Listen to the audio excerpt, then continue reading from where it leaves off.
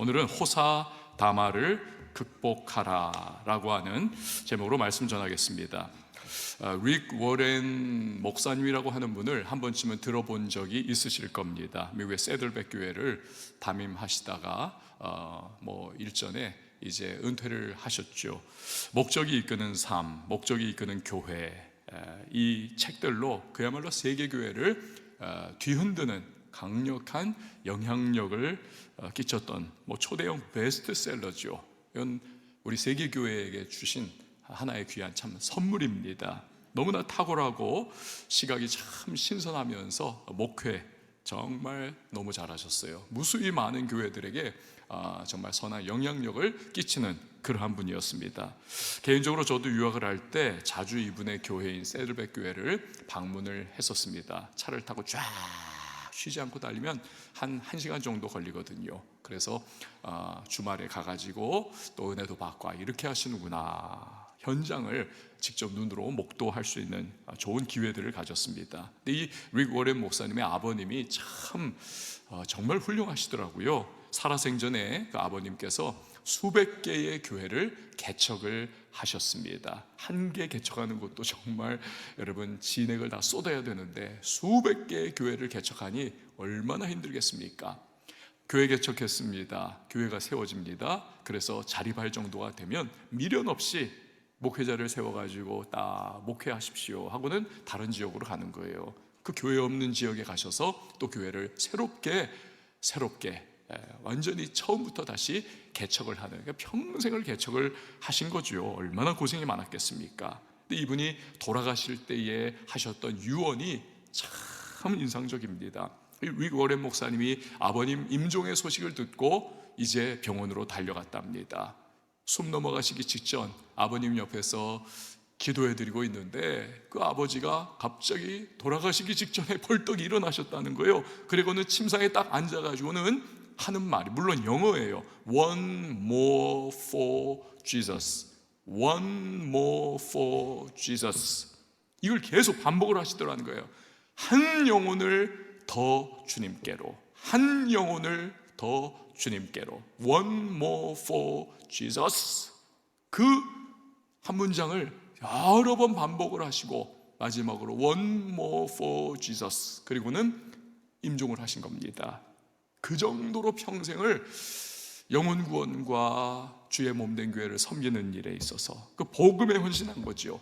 그 아버님, 그분을 기억을 하면서 저는 그걸 믿어요. 하나님께서 그 아버님을 이렇게 늘 평생을 지켜보시면서 기억해 주시고, 그래서 그 릭 워렌 목사님에게 그렇게 목회적인 영감도 부어주시고 은혜를 부어주시고 복을 흘려 보내주셨다, 저는 믿습니다. 여러분, 하나님께서는 부모의 그 헌신과 섬김과 기도를 잊지 않고 반드시 그 다음 세대라도 흘려 복을 부어주시는 좋으신 하나님, 응답하시는 하나님, 기억해 주시는 하나님이신 줄 믿는 것입니다. 우리 부모들이 정말 용기를 얻어야 돼요. 우리가 정말 위로를 받아야 합니다. 지금은 우리의 자녀들이 철딱선이 없는 것 같고 참 아무것도 아닌 것 같고 심지어 나의 기도가 내 삶에서 응답되지 않는 것 같다 할지라도 내게 응답되는 응답의 역사가 있을 수 있고 또 그 응답이 한 세대 후에 우리 자녀에게 더 아름다운 모습으로 임하게 되는 것을 우리가 얼마든지 기대할 수가 있는 것입니다. 그래서 여러분, 오늘 이 자리에 나왔을 때에 하나님이 가지고 계시는 아주 긴 시각, 긴 호흡으로 여러분 기도할 수 있기를 주님의 이름으로 축원을 드립니다.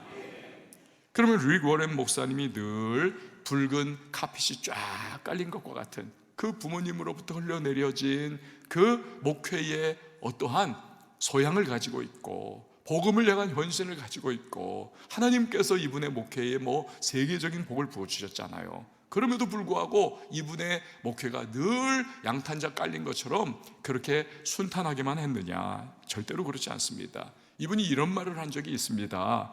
인생은 좋은 일과 나쁜 일, 불행한 일과 행복한 일, 기쁜 일과 슬픈 일이 씨줄과 날줄이 되어 이렇게 인생을 만들어 간다는 것입니다. 그렇게도 목회 성공한 분이시지만 이 리그 워렌 목사님 자신은요, 평생을 건강 때문에 고통을 당했습니다. 간질병이에요. 그래서 설교하다가도 막 그냥 이분이 그 간질병의 증상 때문에 쓰러지기도 하고 막 그런 거예요. 얼마나 괴롭겠습니까? 사도 바울도 뭐 아마도 간질병 또는 안질 아니었겠는가 그렇게 예상을 하는데 뭐가 되었든 얼마나 괴롭겠습니까? 근데 이분은요, 그 고통을 통해서 새로운 설교의 스타일, 목회의 스타일을 만들어냈습니다. 소위 공동설교를 하는 거예요. 공동설교. 교회의 설교만 전문으로 하는 그러한 목사님을 두었던 겁니다. 그 설교 도중에 느끼잖아요. 아, 내가 지금 컨디션이 이거 불안하다. 그러면 딱 여기까지만 하고는 멈춰요. 그리고 나서 이 다음 파트는 안무개 목사님이 설교 연이어 해주시겠습니다 하면 그분이 빨리 쫙 눈치채고 나와가지고는 그 다음 부분부터 서로 간에 이제 기획이 되어 있는 거죠. 설교의 기획이 잘 되어 있는 거예요. 그래서 그 설교만 하는 목사님이 연이어가지고 바톤 터치를 해가지고 설교를 쭉 마무리를 해 나가는 겁니다. 또 때로는 가보면 그렇게 할 때도 있고 1부, 2부는 목사님이 할 때도 있고 3부, 4부는 그 설교만 하는 분이 할 때도 있고 아주 여러 가지 방법으로 자기의 약점을 보완을 하더라고요. 근데 이게 의외로 성도들에게 아주 반응이 좋았습니다. 그래서 아주 굉장히 시너지 효과가 그 교회 안에서 일어나는 것을 보게 되었습니다.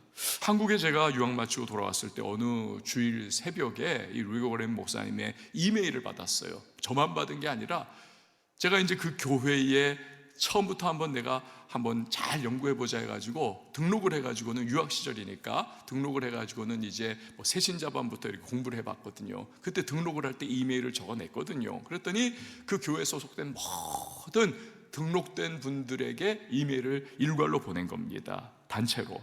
그 내용을 읽다가 깜짝 놀라는 거예요. 부활절 새벽이었습니다.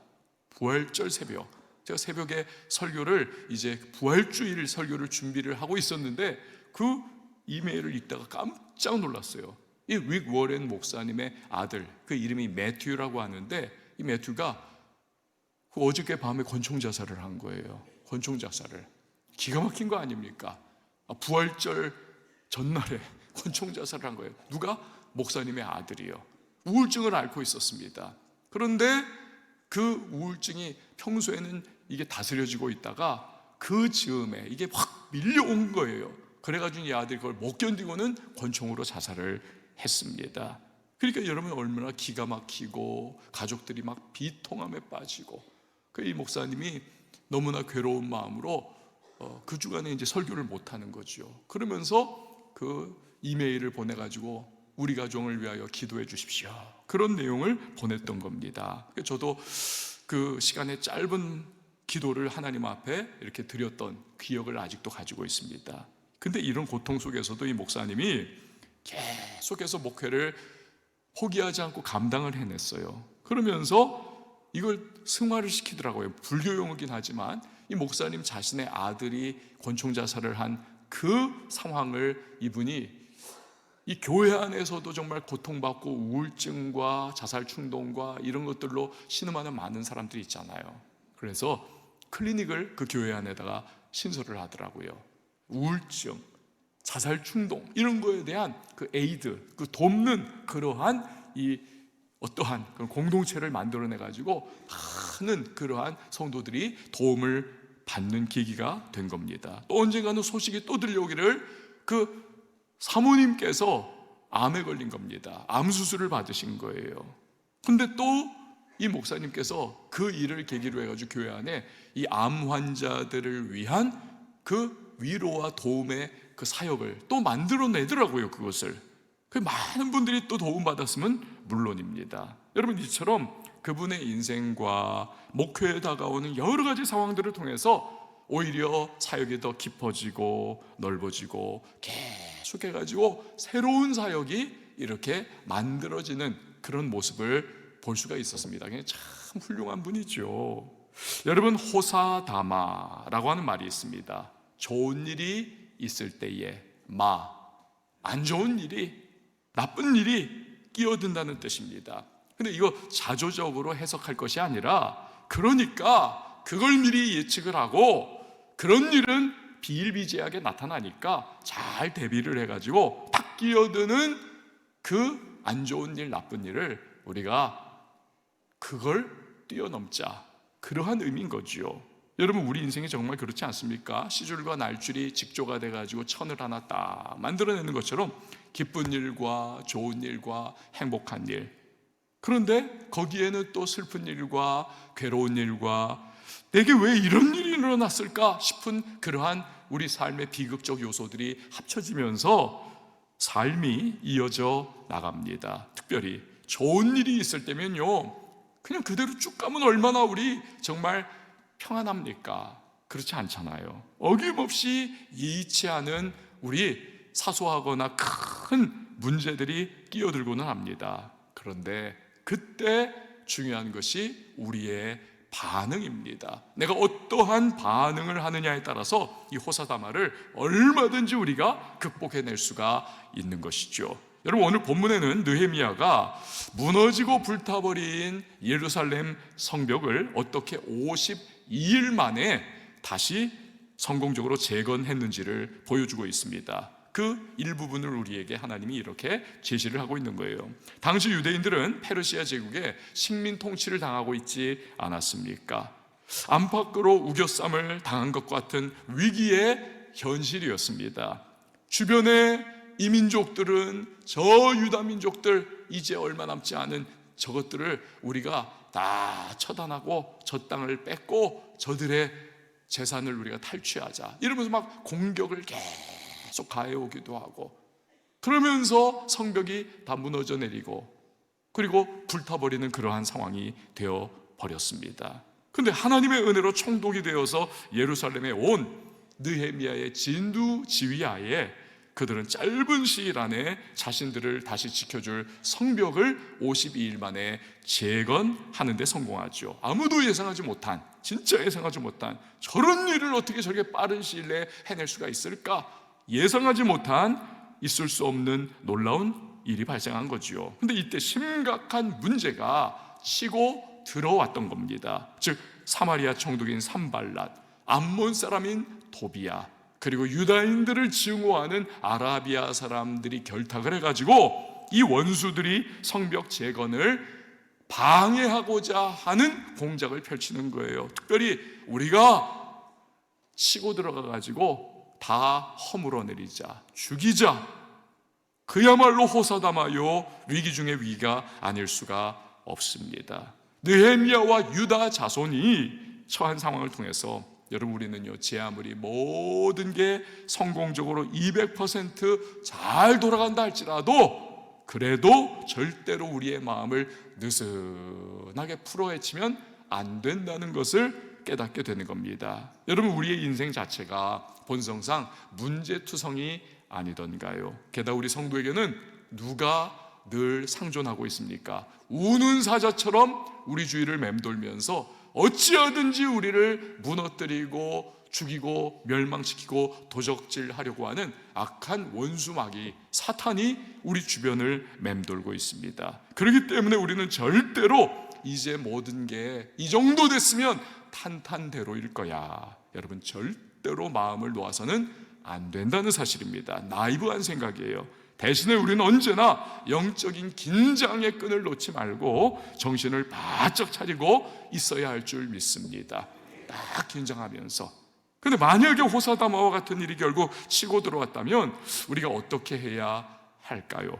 산발랏, 도비야, 아라비아 사람들, 그들의 공격적인 움직임은 페르시아의 식민 통치라고 하는 힘겨운 현실 가운데 그래도 느헤미야의 진두지휘하에 성벽 재건을 하다가 이제 막 절반 정도를 쌓아 올려가지고 와, 이제 거의 다 되어 가는구나라고 막 마음에 부풀어 오르는 소망 가운데 지금 있었던 이 유다 백성들의 기쁨, 그리고 정말 이제는 됐다라고 하는 그러한 소망, 이걸 완전히 흔들어내는 것이었습니다.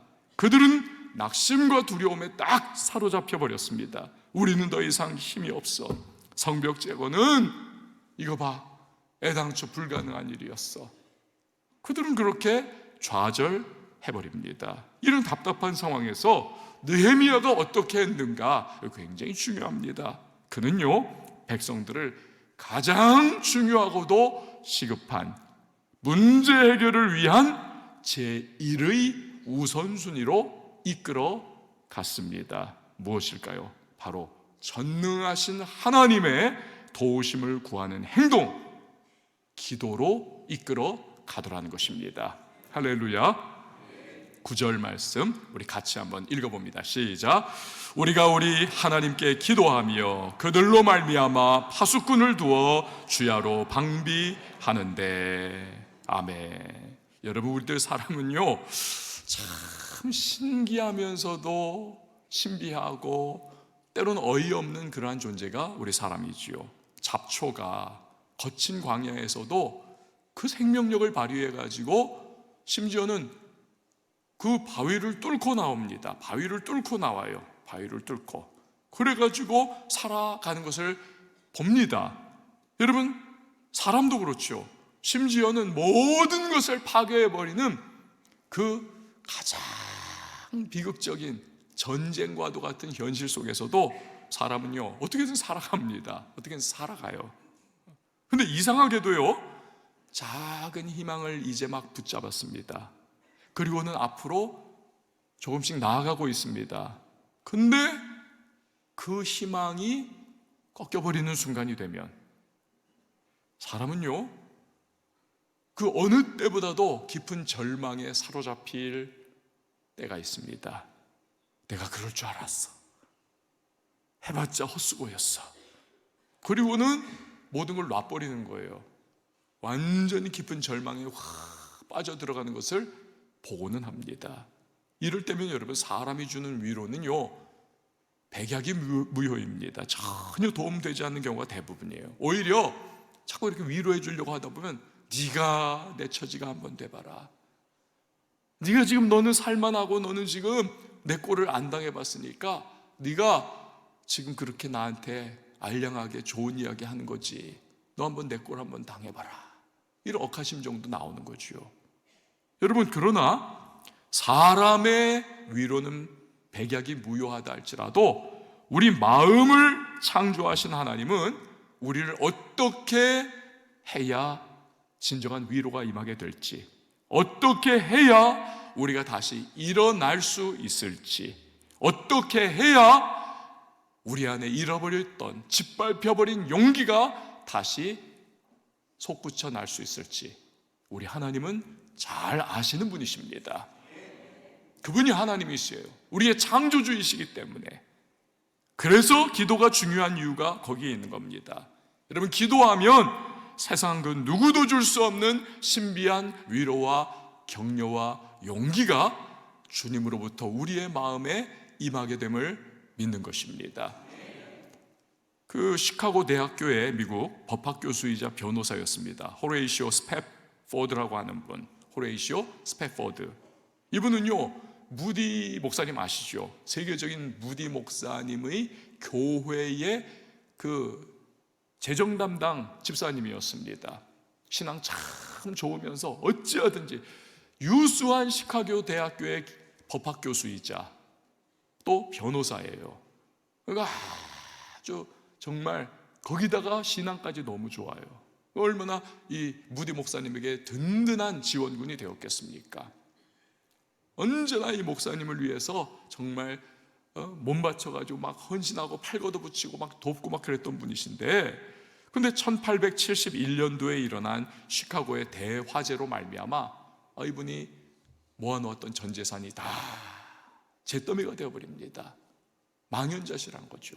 그런데 그 얼마 전에 사랑하는 아들이 생명을 잃었던 그러한 사건도 있었어요. 그러니까 연이은 불행에 막 정신이 지금 막 혼미해지는 겁니다. 너무 힘들어요, 정신적으로. 그래가지고 전 재산 다 잃고, 그 전엔 우리 사랑하는 아들도 죽었고, 그 아내분하고 같이 우리 정말 이제는 견디기 어렵습니다. 목사님, 우리에게 좀 휴가 좀 주세요 해가지고 그 또 하여튼 오케이 해가지고는 이제 유럽으로 이제 여행을 떠났습니다. 있는 거 없는 거 다 긁어 모아가지고는 배를 탔습니다.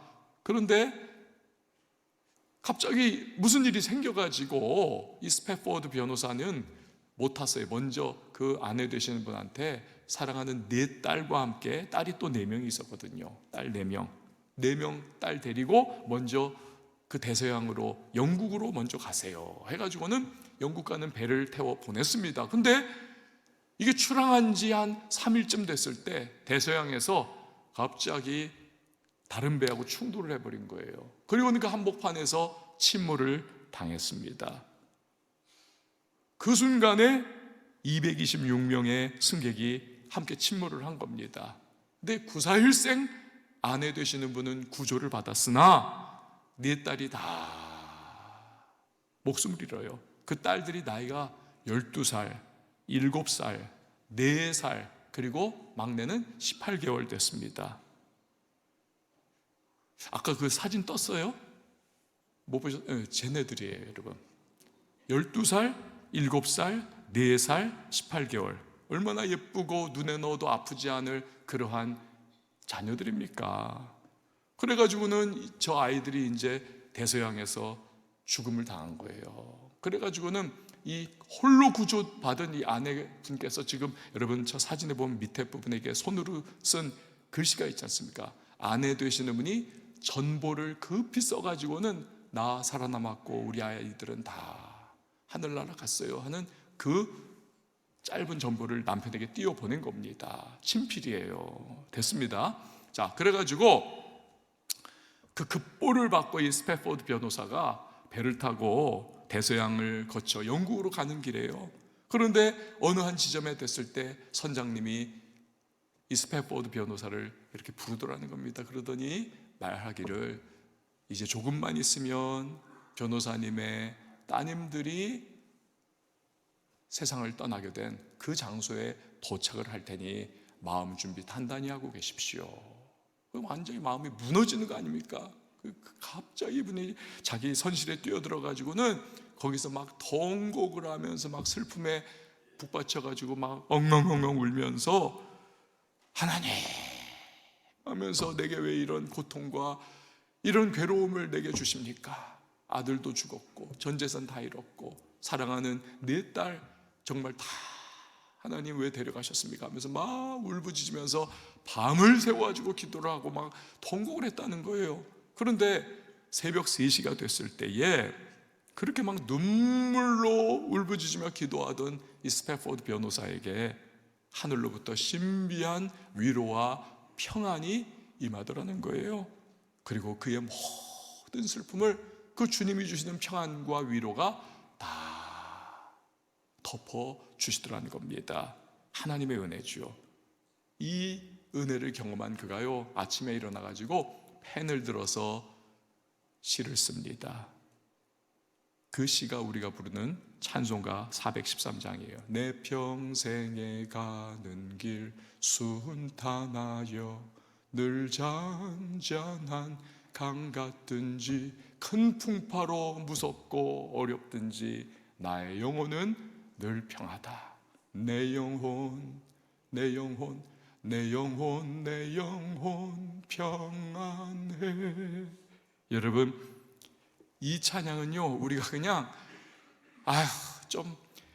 인생 살기 힘들다 이러면서 그래도 하나님이 주시는 평안 내가 받아야지 그러면서 우리가 부르는데, 우리 보통 그러잖아요.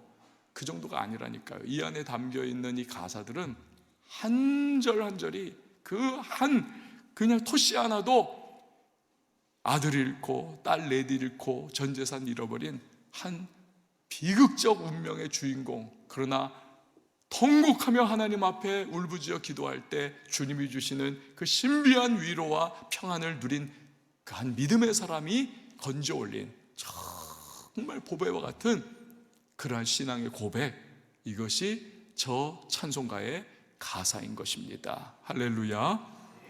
여러분, 마음이 무너졌을 때, 다시 일어날 힘조차 없을 때, 그 누구의 위로조차 도움이 되지 않을 때가 있습니다. 그러나 그런 상황이라 할지라도 우리의 마음을 창조하신 하나님 앞에 우리가 기도로 나아가면 그 하나님께서는 세상 그 누구도 위로해주고 평안 주지 못하는 우리의 상처 입고 무너지고, 야, 내 인생에 왜 이런 호사다마와 같은 상황이 펼쳐졌는가, 우리 그렇게 막 꺾여진 그러한 상황이라 할지라도 우리의 마음을 만져주시고 위로해 주시고 또 달래주시고 슬픔을 변화시켜 오히려 주님을 향한 강한 믿음이 되도록 해주시는, 여러분, 그러한 하나님의 역사가 기도 가운데 임할 수 있다는 사실을 여러분 반드시 기억을 하시기를 바랍니다.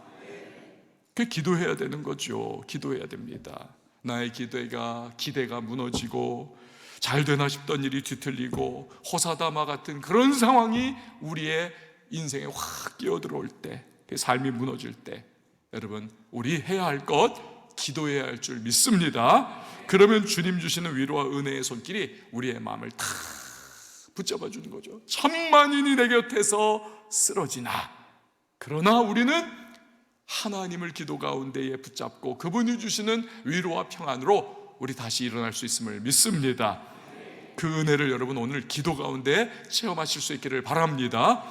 느헤미야는 산발랏 도비아 아라비아 사람들의 방해로 잘 되어가는 것 같은 2분의 1 정도 성벽 건축 이제는 순조롭게 이루어진다, 나머지 절반만 더 쌓으면 된다, 이 상황에서 정말 치고 들어오는 호사다마와 같은 그들의 공격 가운데 백성의 마음이 다 무너져 내리죠. 그때 백성들을 이끌어서 기도를 하게 끌어갑니다. 성벽 재건이라고 하는 현실은 기도의 영적인 이 재건이 있어야만 현실적으로 이루어지는 것입니다. 그래야 원수들의 그 모든 공격과 그로 인한 두려움을 이겨낼 수가 있기 때문에 그런 것이죠. 그리고 나서 느헤미야가 했던 또 하나의 중요한 일이 있습니다. 그것은 바로 믿음의 말을 선포를 하더라는 것입니다. 믿음의 말을 14절 말씀 우리 같이 읽어보도록 하겠습니다. 시작. 내가 돌아본 후에 일어나서 귀족들과 민장들과 남은 백성에게 말하기를 너희는 그들을 두려워하지 말고 지극히 크시고 두려우신 줄을 기억하고 너희 형제와 자녀와 아내와 집을 위하여 싸우라 하였느니라. 아멘. 기도와 함께 이러한 느헤미야의 말에 의해 가지고 백성들의 마음이 다시 한번 격려를 받고 용기로 마음을 추스리면서 그들이 성벽 재건을 향하여 다시 일어나 나아가더라는 것입니다. 여러분, 사람은요 그 어떤 것보다도 말에 의해서 움직여갑니다. 말에 의해서 죽고 삽니다. 우리 속담에 말로 천냥빛 갚는다 하지 않던가요?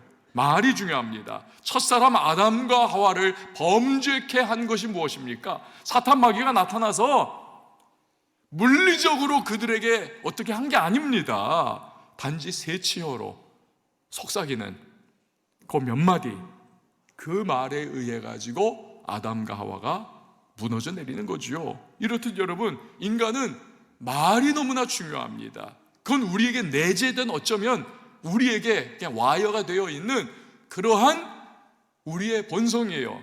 말에 의해 가지고 영향받고 말에 의해 가지고 이끌림 받는 이 우리의 본성적인 특징입니다.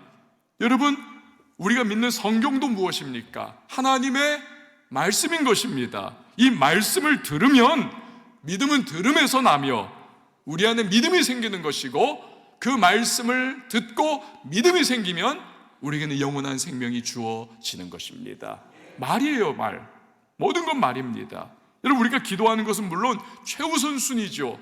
기도의 가치에 무엇이 비할 바가 있겠습니까마는, 그러나 실제적으로 우리가 기도하는 것은 그리 긴 시간이 되지 못합니다. 쉬지 말고 기도하라는 것은 기도의 경향성, 기도하는 자세로 하나님 집중하여 살아가라, 그걸 우리에게 말한 것이지, 그래도 우리가 실제적으로 막 일해야 되고 막 해야 되는데 기도하는 시간은 사실 그렇게 많지는 못합니다. 우리가 세일에 특밤을 했어도 1시간 반이었어요.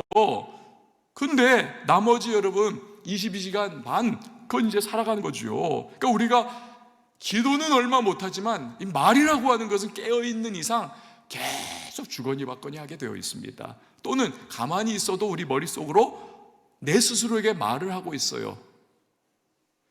말하는 시간 그리고 비율, 이것이 기도하는 시간과 비율, 이걸 압도를 해버리는 것입니다. 여기서 발생하는 문제가 있습니다. 제 아무리 기도를 통해 가지고 주님이 주시는 위로와 세임을 얻었다 할지라도 계속 들려오는 말, 내 입에서 나가는 말, 내가 생각하는 머릿속의 말들, 이게 부정적이고 파괴적이고 불신앙적이라면 여러분, 우리는 금방 부정적이고 파괴적이고 불신앙적인 그러한 생각에 사로잡히게 됩니다. 이게 연약한 인간의 실존인 것입니다. 그래서 여러분 잘 보세요. 굉장히 기도 열심히 또 많이 하는 분 같은데 이상하게도 신앙이 부정적입니다. 여러분, 그럴 때는요, 왜 저럴까? 그분의 말을 한번 가만히 주의해서 보세요. 10중 8구 말이 부정적입니다. 그러니 그 부정적인 말이 그가 한 기도의 효력을 다 잡아먹어버리는 거예요. 잠언 6장 2절 여러분 한번 읽어보실까요? 시작. 내 입의 말로 내가 얽혔으며 내 입의 말로 인하여 잡히게 되었느니라. 아멘. 그러니까 말이 너무너무 중요한 거죠. 근데 한 가지 놓쳐서는 안 되는 것이 있습니다. 느헤미야는 낙심과 좌절에 빠진 이 유다의 예루살렘 백성들과 함께 기도를 했습니다. 그들을 격려하는 말을 선포를 했습니다. 근데 그의 말은 그의 어떠한 인간적인 웅변술이 아니었습니다. 그의 말은 어떠한 격려의 기법을 동원한 심리학적인 말을 한 게 아니라는 것입니다. 대신에 그의 말은 철저히 백성으로 하여금 그들을 창조하시고 그들을 보호하시고 그들을 지켜주시고 그들로 하여금 힘주셔서 그 성벽을 완성할 수 있도록 하여 주시는 전능하신 만군의 하나님을 바라보도록 하는 말을 하더라는 겁니다. 하나님을 바라보게 하는 말, 하나님을 바라보게 하는 말, 이게 그의 목표였던 겁니다. 그의 말에 너희는 그들을 두려워하지 말고 지극히 크시고 두려우신 주를 기억하라. 말을 통해서 여러분 마음을 무엇에 초점 맞추게 하느냐가 굉장히 중요합니다. 제가 전에 설교 시간에 히틀러의 연설 능력에 대해서 이렇게 소개를 해드렸던 적이 있습니다.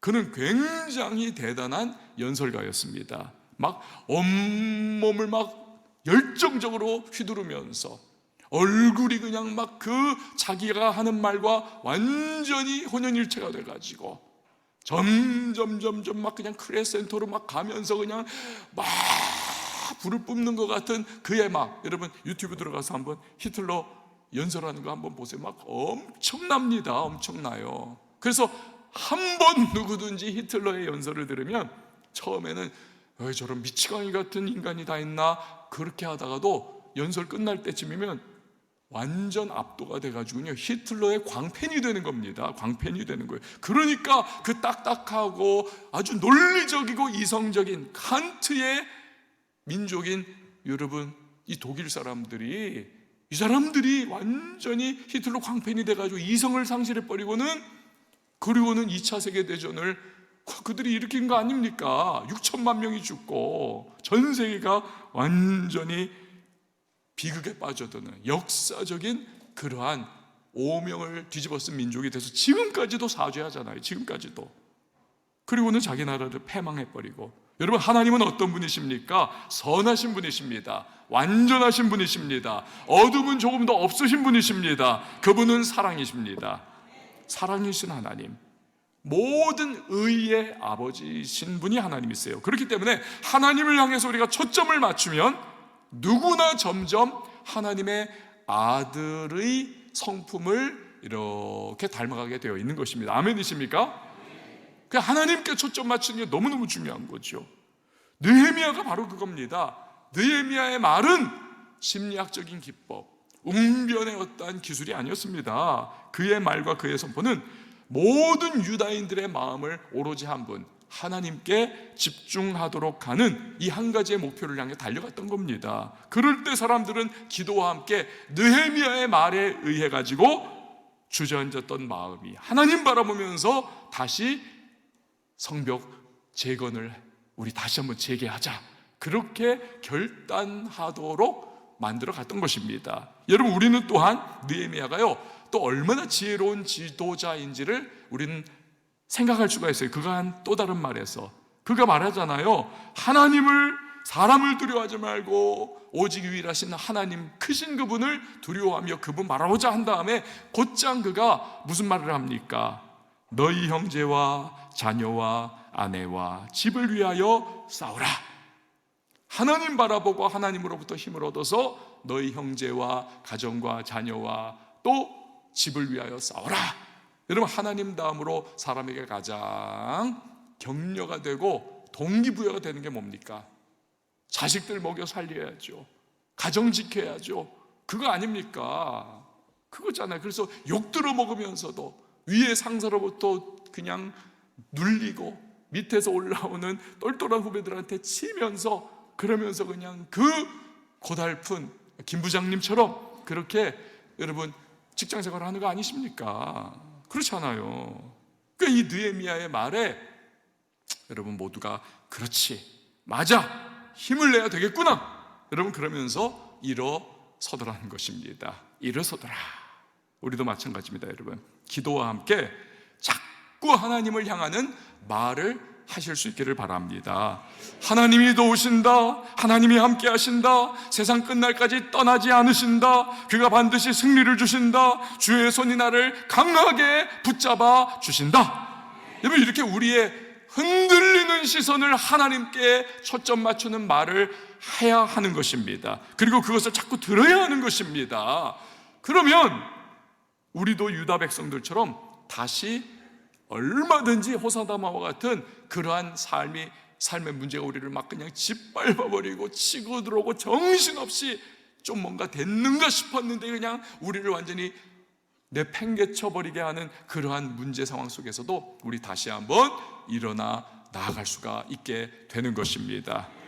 느헤미야와 백성들이 그렇게 해가지고 단 52일 만에 완전히 무너져 내리고 불타, 그냥 이건 완전히 그냥 끝나버렸던 그러한 예루살렘의 성벽을 그 황폐하던 땅에서 세워나가면서 자신들의 안전을 도모하고, 그리고 흩어졌던 레위 사람들을 다시 불러 모아가지고 하나님을 향한 예배가 다시 회복되게 해나가면서, 그래서 그 포로되었고 다시 귀환했고 그럼에도 불구하고 제자리 못 잡고 있던 이 사람들이 딱 세워져 나가는 그러한 모습이 시작이 되는 겁니다. 사랑하는 여러분, 우리 인생에 호사다마 같은 일들이 일어납니다.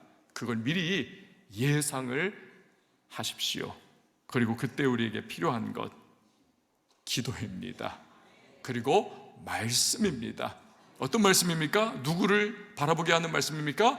하나님을 바라보게 하는 말씀. 섣불리 여러분 그냥 뭐 위로의 말, 그거 잘 안 돼요.